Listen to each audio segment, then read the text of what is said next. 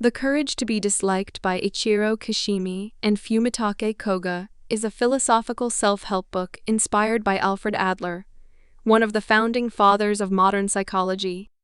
Written as a Socratic-style dialogue between a philosopher and a young man, the book explores how people can achieve happiness and freedom by changing the way they perceive themselves and others.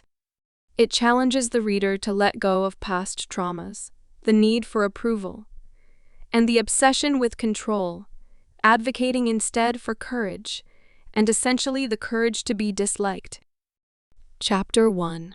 The premise: happiness is a choice. Throughout the conversation, the philosopher asserts that happiness is something anyone can achieve, regardless of their background or circumstances. In the beginning, the young man resists, believing that trauma and external conditions determine one's destiny. To counter this, the philosopher presents Adler's principle: you are not defined by your past, but by the meaning you attach to it. Adlerian psychology holds that we are not controlled by our experiences but by our own goals. Despite painful memories, they can be interpreted differently, depending on what we are trying to accomplish at the moment. Because people are defined by the present and the future they choose, not the past they endured, change is always possible. Chapter 2. The Illusion of Trauma. One of the book's boldest claims is that trauma does not exist in the way most people believe. The philosopher explains that while events can be painful, they do not determine our future actions, but rather, we use them to justify our behavior. For example, someone who avoids relationships might say they do so because of a painful breakup, but in Adler's view, the avoidance is a choice to prevent further pain, not an inevitable outcome of trauma. This concept shifts responsibility back to the individual. It's not about denying pain, but about reclaiming agency, but realizing that you can rewrite the story you tell yourself. Chapter 3.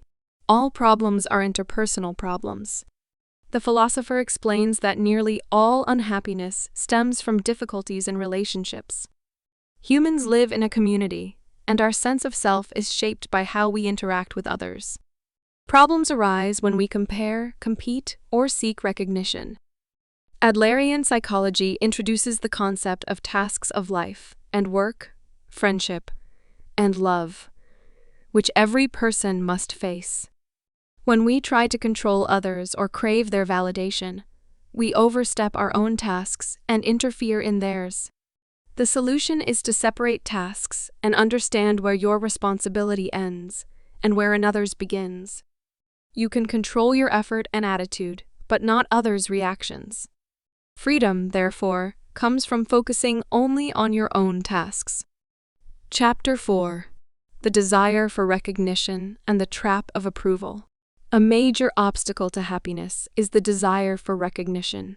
Many people live in constant fear of being disliked, tailoring their behavior to please others. The philosopher challenges this mindset. Freedom is being disliked by other people. If you live authentically, some will inevitably disapprove. Seeking universal approval traps you in inauthenticity. True freedom and happiness require the courage to be disliked, and the willingness to be yourself regardless of others' opinions. Once you accept that others' judgments belong to their tasks, you gain emotional independence and peace. Chapter 5. Inferiority and the Life Lie. The young man struggles with feelings of inferiority, believing he can't succeed because he lacks talent or status. The philosopher explains that inferiority is not inherently bad, but it can motivate growth. However, when it turns into inferiority complexes, it becomes destructive.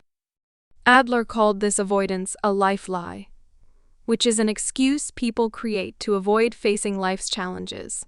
Instead of striving to improve, they hide behind excuses of inability or victimhood. The cure is to replace comparison with contribution.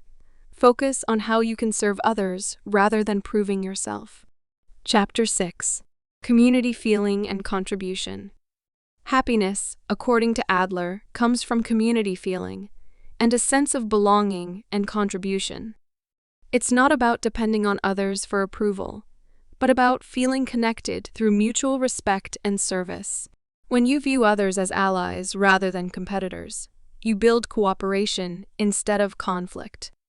Acts of kindness, gratitude, and empathy strengthen this community feeling. Even simple gestures like saying thank you shift the focus from the self to the collective. True fulfillment arises when we contribute to others' happiness, rather than chasing superiority or validation. Chapter 7. The Courage to be Normal. Modern culture often glorifies exceptionalism, and the idea that one must be extraordinary to be valuable. The philosopher argues the opposite. Happiness comes from accepting yourself as normal. The need to be special or superior is another form of inferiority complex, rooted in comparison. Real courage lies in embracing ordinariness and finding meaning in everyday life, and in the small acts of living, working, and loving sincerely. You don't need to stand out to matter. You only need to live authentically. Chapter 8. The Present Moment and Self-Acceptance. The philosopher emphasizes that life exists only in the present. People often postpone happiness, saying, "I will be happy when I achieve this." But such thinking traps them in endless dissatisfaction. Instead, happiness must be found in doing, not achieving. Living fully in the moment requires self-acceptance, acknowledging your flaws and strengths without self-rejection. The philosopher distinguishes self-acceptance from self-affirmation, and the former means recognizing who you are and still believing you have value, even when imperfect. Chapter 9. Love and Partnership. In discussing love, the philosopher states that true love means mutual respect and freedom. It's not about controlling or depending on another, but walking together as equals. Adler's concept of horizontal relationships applies here, and relationships based on equality and trust, not hierarchy or dependence. When two people focus on contribution rather than possession, love becomes enduring and liberating. Final chapter. Living courageously. By the end of the dialogue, the young man begins to understand that living freely means taking responsibility for one's choices, focusing on contribution over validation, and accepting that being disliked is part of being authentic. The philosopher concludes that happiness is not given by others or determined by the past, and it's created by choosing to live courageously in alignment with one's values, without fear of disapproval. The ultimate form of freedom is living a life true to oneself, contributing to the community, and having the courage to be disliked